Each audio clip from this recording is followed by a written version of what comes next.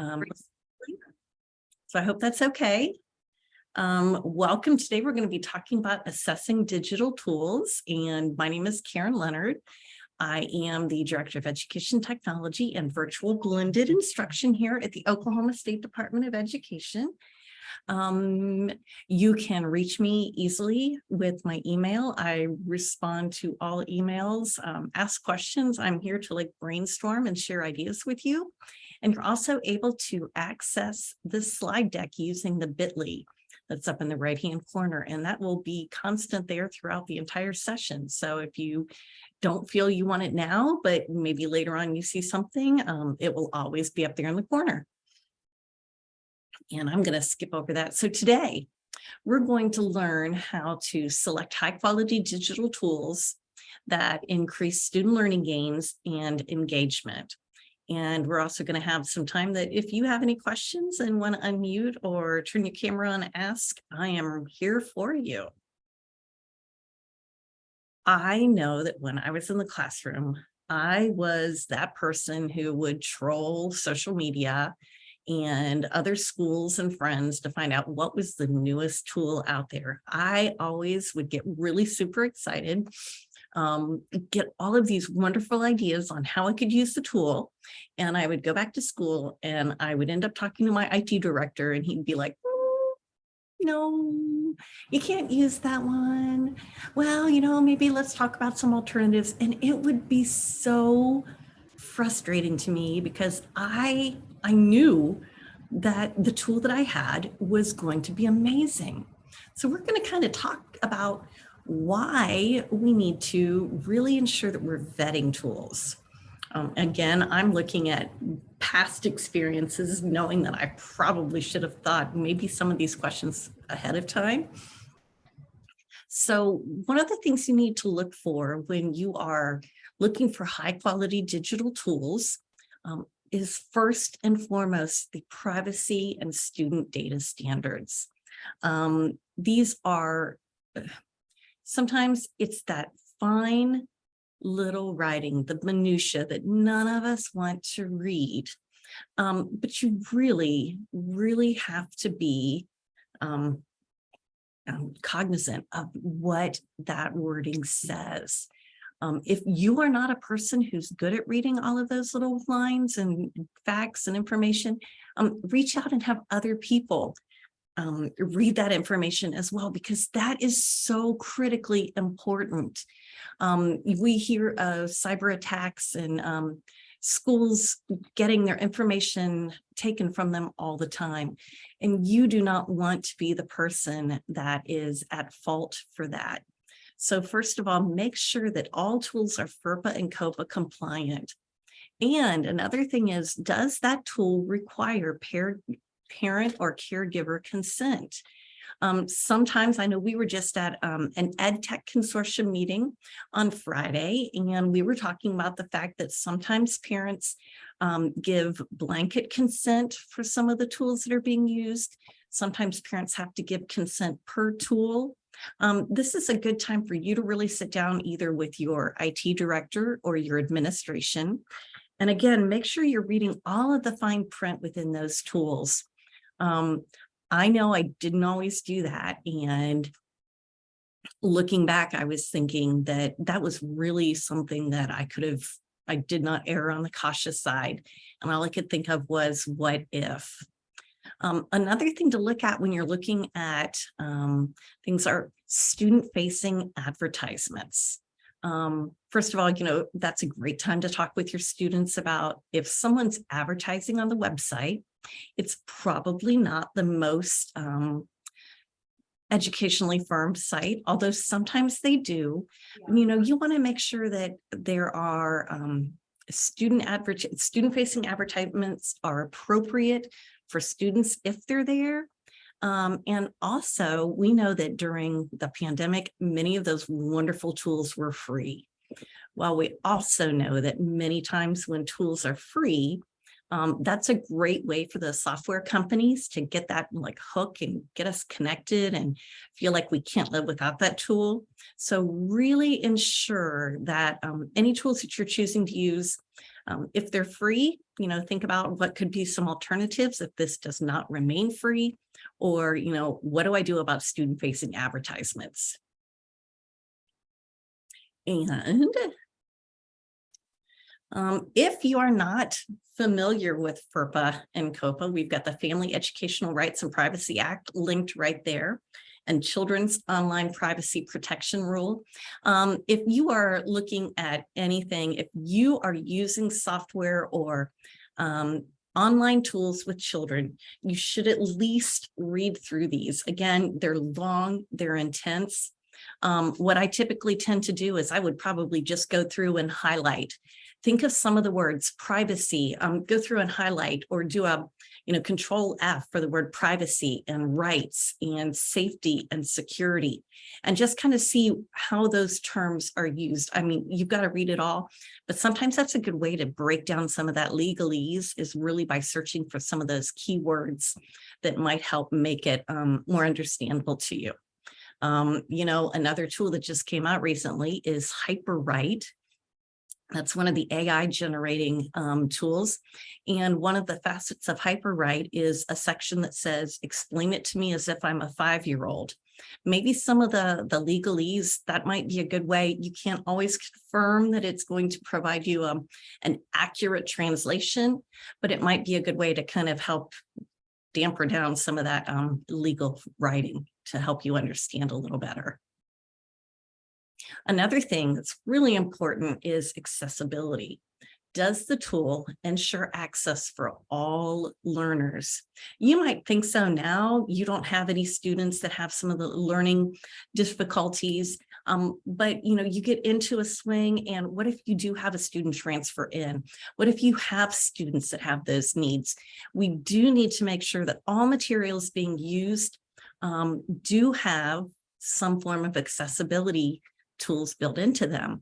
And one of my favorites that is in so many of the tools that you probably use, whether you know it's there or not, is Microsoft's Immersive Reader. Microsoft Immersive Reader is a free tool. It is automatically built into Flip, which used to be Flipgrid. It's built into Canvas. I believe it's built into Schoology. If you have not experimented with Microsoft Reader yet, I highly recommend it. It will read all the written content out loud to you. It can be translated into other languages. It will break down and show the words as they're being read, which is a great way for some of those readers that need extra support. And we've run into a situation where we're piloting an online course, and it's being piloted with the Oklahoma School for the Blind. So we're in the process of really ensuring, what can we do to ensure that content is able to be accessed by students that are blind? All those little things, even the color contrast of tools, if they're not providing some of these accessibility features, there might be better tools out there for you to use. Another major feature is usability. Is the tool easy to use or friendly? Think about the fact that each teacher may find a tool that they absolutely love, and they teach their students that. But if that student has 5 or 6 teachers and they're trying to learn multiple tools at one time, sometimes the struggle is learning to use the tool, and that gets in the way of learning to use the content or learning the content. So, make sure that they're easy to use. If there are tutorials or guides, even if you record videos that kind of help parents, if you're having students use a tool at home and they're still a little iffy, some of those short 2-3 minute videos that you can create can go a long way in supporting parent communication and parent collaboration. And is the tool reliable? I have used some wonderful tools, and I cannot think of the one that I was just going to share with you. I loved it, but it wasn't reliable, and I didn't realize that. And I had my students working to finish a project over the weekend, and the website went down. And let me tell you, the number of parent phone calls and emails I had Looking back, I probably maybe even should have offered a couple different options, because we can't always ensure that a tool is going to be reliable. You can read in the fine print, do they offer help phone numbers or other ways that users or you can contact the organization or the company to ensure support in times of need? And applicability. You know, one of the big things I always say is we don't use technology just to use technology. We use technology only when it can enhance and extend learning in ways not possible without the use of the technology. So is there a purposeful connection between the tool and what's being taught? And is the tool engaging for users? I know many teachers use IXL. You know, it does a lot for teachers. It provides reports. It does more of the personalization. But I can also tell you, when you listen to the student side, when they're using that every single year in every single class, that's not always as engaging for them. So you have to find that sweet spot where it's engaging, but it's also useful. And, you know, just kind of keep some of those things in mind when you're finding or looking and vetting tools. So one thing that I did is I created kind of my own digital tool evaluation checklist. What I did is I just found lots of different evaluation tools out there and kind of created one of my own. Your districts may already have something like this created. I'm sure that my document is missing several things. I wouldn't say it would be the end all ideal tool to use, but it might be useful in helping you kind of vet tools, even if your IT department is the end vetting person or organization. You should go through and be able to provide, you know, feedback and responses and answer many of these questions before you even pass the tool or information onto your IT department. You know, if we're looking right there on that bottom learning one, this tool enhances learning. It offers higher level learning. Well, you know, if it's just a copy paste activity or using the tool as a worksheet, then there's probably better alternatives. Does the tool align with my academic standards? That's something that your IT department may not know, but you as maybe a classroom teacher or a district coordinator would be better able to find that out. You should be able to make a copy using that link right there and, you know, edit away. Like I said, it's just something that I came together and created because I was trying to be able to offer some guides. I know many of our districts do not have someone in an IT role, and it comes back upon the teachers to make the selections of which tool they can and can't use. And again, going back to the liability of you and your reputation and student safety, it's always better to just provide that guidance and support. Another fabulous tool I found when looking and trying to vet software is Common Sense. You may have already heard of Common Sense when thinking digital citizenship, like Common Sense Media.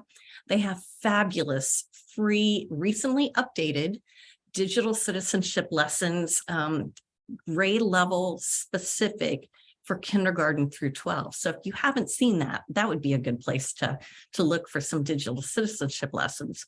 But Common Sense Media is also absolutely amazing in the fact that they have educators, not just IT people, educators vet each of the tools they post on here.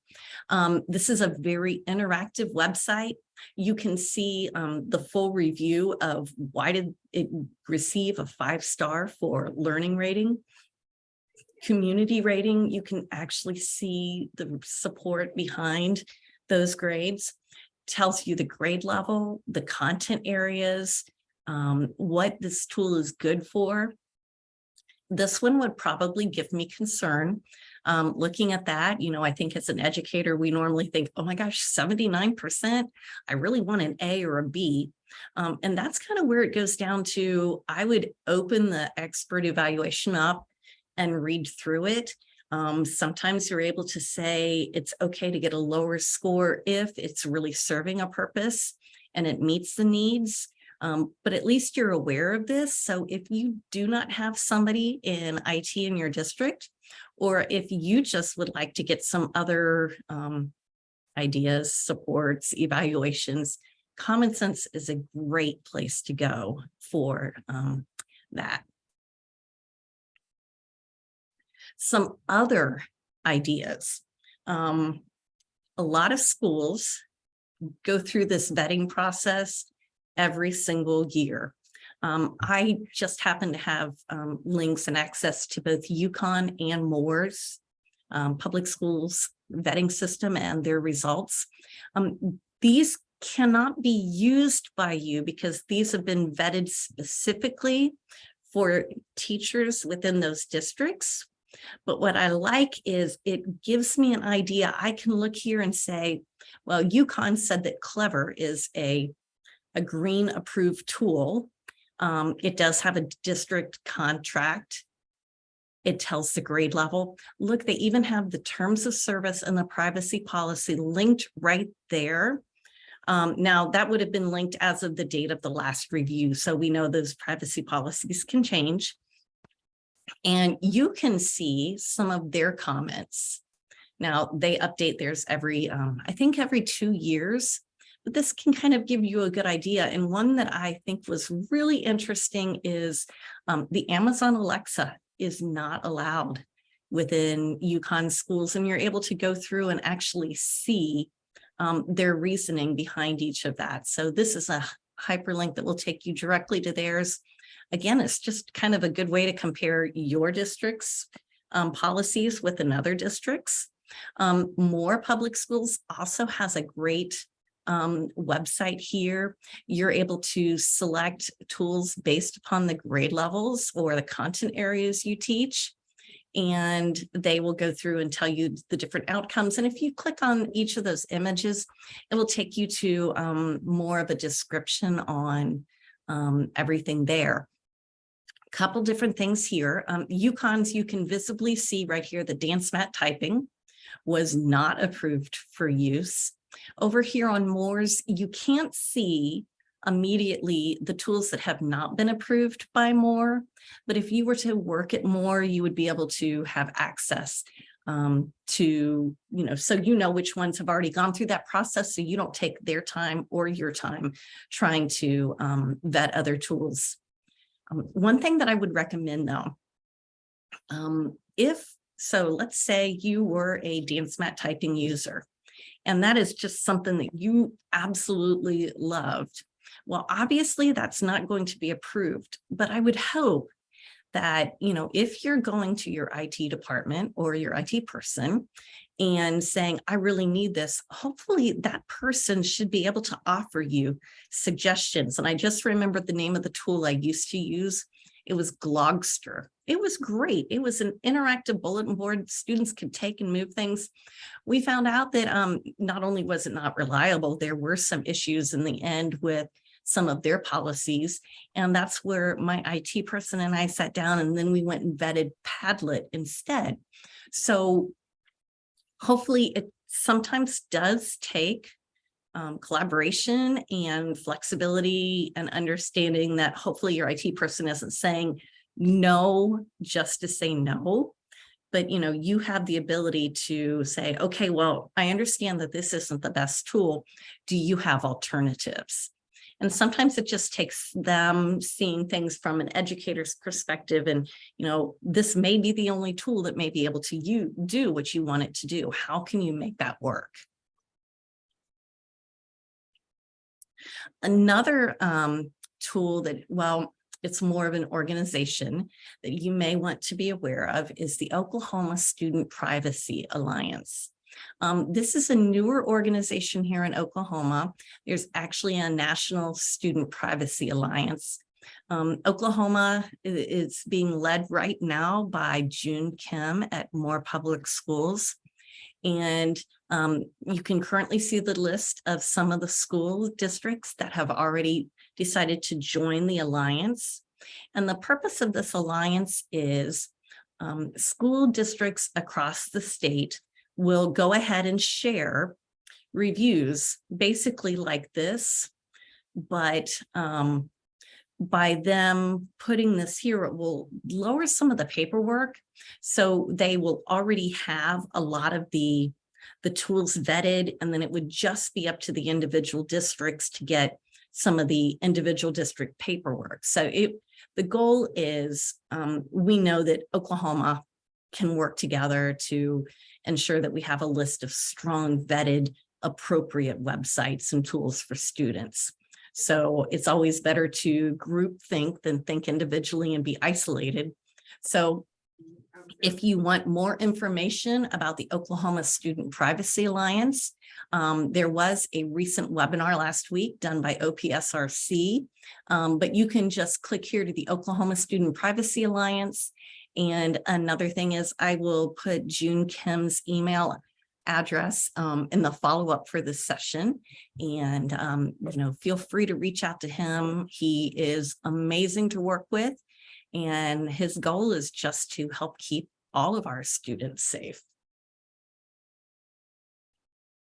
Trying to show you a little bit more this is another view within the Student Privacy Alliance. Here is the information that Moore has already published for some of their sites. So if you're looking at Pearson, NCS Pearson, it's an active agreement. They have Exhibit A already here. It's already in use. It's been approved. Here's the expiration date. And you're able to click on the magnifying glass, and you do not have to have a login or any of this to be able to look at the data. This again is a great tool. Maybe if you're trying to vet some stuff initially before you pass it on to admin, this is a really strong place. I do have to tell you, June is pretty strong with his recommendations, and he does require everything to be right by the book. So, he's pretty good to reach out to if you need help with that. I know I went kind of quick, but is there anything that any of you have to share, or questions or other suggestions you might have for looking at and vetting tools that are appropriate?